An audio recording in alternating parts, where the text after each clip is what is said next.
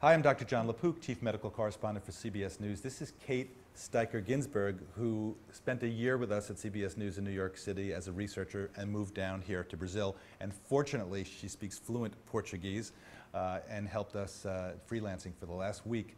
We're here to talk all about Zika. We were in Recife, Brazil, which is the epicenter of the outbreak.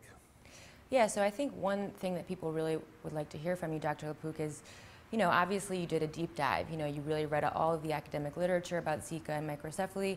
Of course, you kept up with the news related to this particular outbreak in Brazil. And I think, I want to know, what was that experience like for you? We got off the plane and we went straight to the hospital. We went straight to the Oswaldo Cruz University Hospital, which has seen the most number of cases of microcephaly of anywhere in Brazil. So what was that like for you? Yeah. You can do a huge deep dive, you can read all these statistics, and there are a ton of these statistics. Up to 1.5 million people in Brazil have been affected, and thousands of babies have microcephaly. And they all sort of get put into perspective when you actually look for the first time into the eyes of parents whose baby has microcephaly. And of course, when you look at the baby who has microcephaly.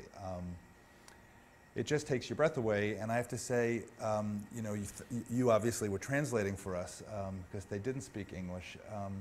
It's devastating for them. They don't know what the future holds. Of course, every mother loves their baby and wants to protect it, and it was so touching to me that they said, as the mothers said, "This is my baby. I'm going to love my baby for the rest of his life, but what's everybody else going to do? What's society going to do?" And there's this stigma in Brazil, and we heard reports of people pointing at the babies when they're brought down the street in strollers.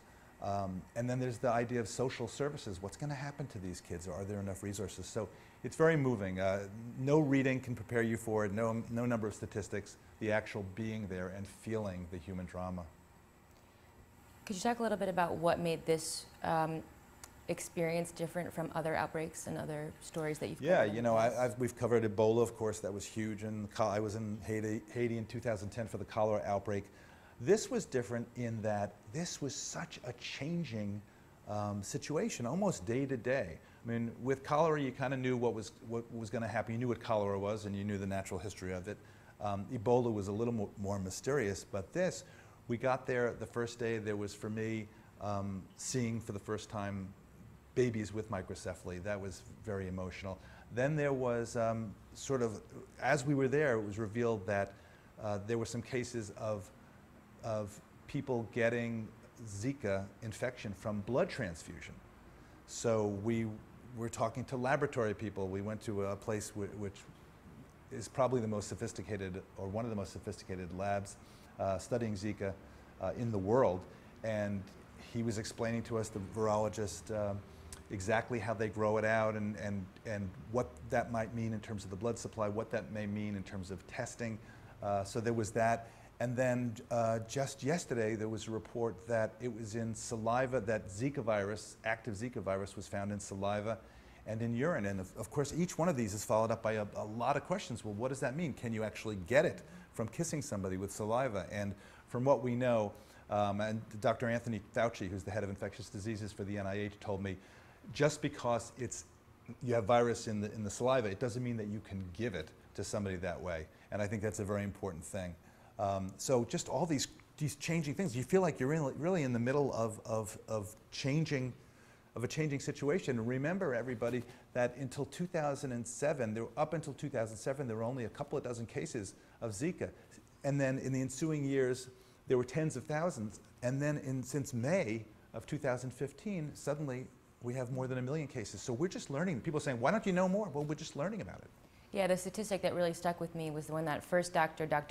Angela Rocha at the Oswaldo Cruz Hospital said, on average for the whole state, we used to see 9 cases of microcephaly per year. And then all of a sudden, first 2 weeks of September, we were seeing 30.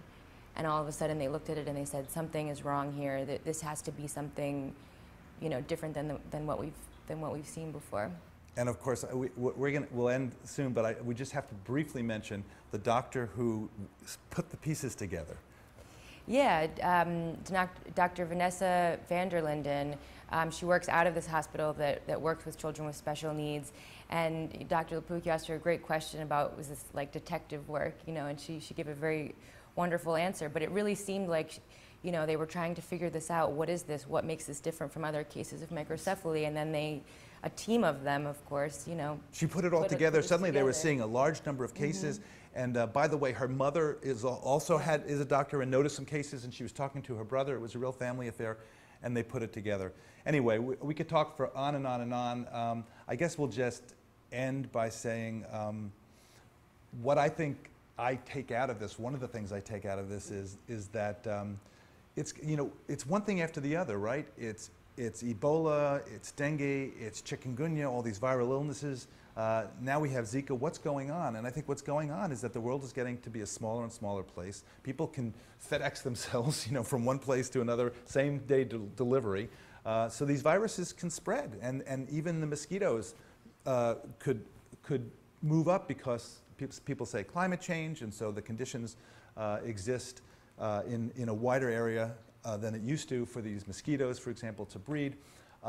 So we've been kind of doing a whack-a-mole where something pops up and we treat that, and then dengue, where we've been trying for years for that, and then suddenly Zika, well, we'll get a vaccine for that. And I kind of think we have to think differently. We have to do almost an effort like when we said we're going to the moon, a moonshot effort where we say we're going to think differently, we're going to think out of the box.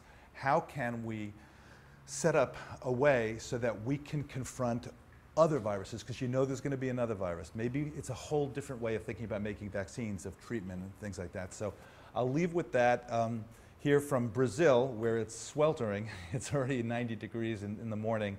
But hopefully you found this interesting, and hopefully there's not going to be another time when I have to come back here real soon. Would like to see fewer cases of microcephaly here. And I'll leave on one positive note, which is that we spoke to the equivalent of the Commissioner of Health for Recife. He said that there were a lot fewer the mosquito population, which they track carefully, was a lot lower now than it was a year ago. So hopefully that'll mean fewer cases of Zika and eventually fewer cases of microcephaly. So with that, I'm Dr. John LaPook. This is Kate Steiker-Ginzberg for CBSNews.com.